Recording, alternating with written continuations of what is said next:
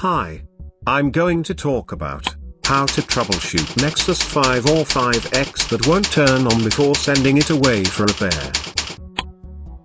There were a lot of reports from Nexus 5 owners saying the phone won't turn on. Others reported the problem occurred after it has automatically shut down, while some said their device seems to have warmed up then refuses to come back on.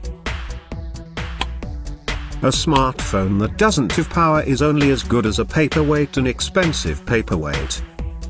Nexus 5. In this post, I will guide you through properly troubleshooting your Google Nexus 5 that won't turn on. The very purpose of troubleshooting is to know what the problem is and find solutions for it. Of course, there's no guarantee that it will be solved, especially if it's a hardware issue. If you have issues with your Nexus 5 different from what I cited here, feel free to send us your questions via this form and tell us all the details of the problem as well as information about your phone and the version of Android it's running. The more information you provide, the more accurate our solutions and troubleshooting guides are. Now, let's go back to our troubleshooting. Step 1. Plug in Nexus 5 to see if it charges. There's a possibility that the battery is just drained. Plugging the device into charge will answer some questions critical to knowing what the problem really is. Once plugged in, try to see if the charging indicator shows on the screen. If it does, then our suspicion that it's just a drained battery issue is confirmed. Leave the phone to charge for at least an hour and then attempt to turn it back on. A phone that charges, turns on. However, if your Nexus 5 didn't charge or didn't show signs that it was charging, then you need to troubleshoot that one first. You cannot troubleshoot power-related issues if you don't exactly know if the phone charges or not. As I said earlier, the battery might just be depleted, that's why the phone won't turn on. Step 2.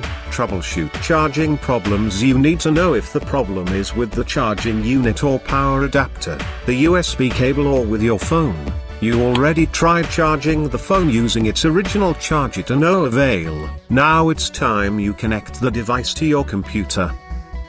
Since your device won't turn on, it couldn't be detected by the machine. However, the current your computer generates must be enough to slowly charge it. If it charges successfully, then you need to buy a new charger. Otherwise, find a new USB cable and try it out.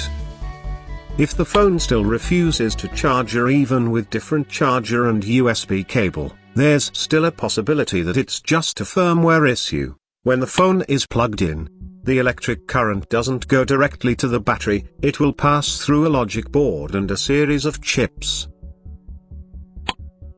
In short, the firmware still plays a big part in this process, so if it's faulty, it may affect the capability of the phone to properly charge, and that leads us to the third troubleshooting step.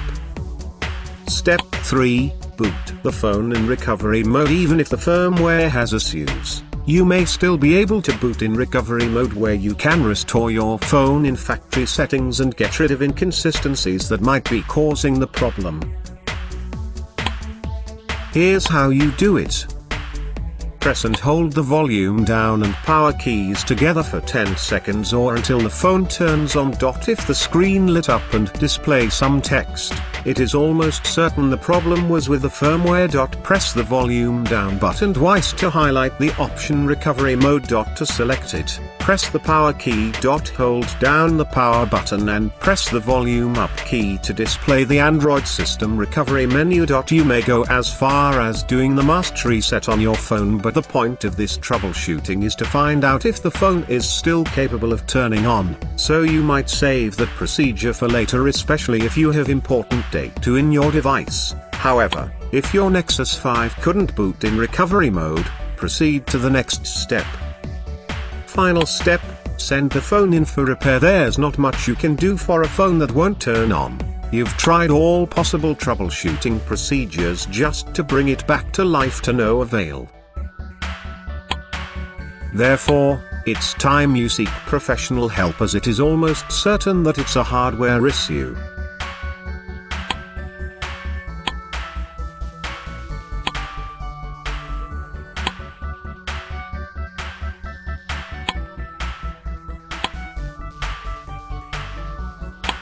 Thanks for watching. Please see my link in description for more information. Bye.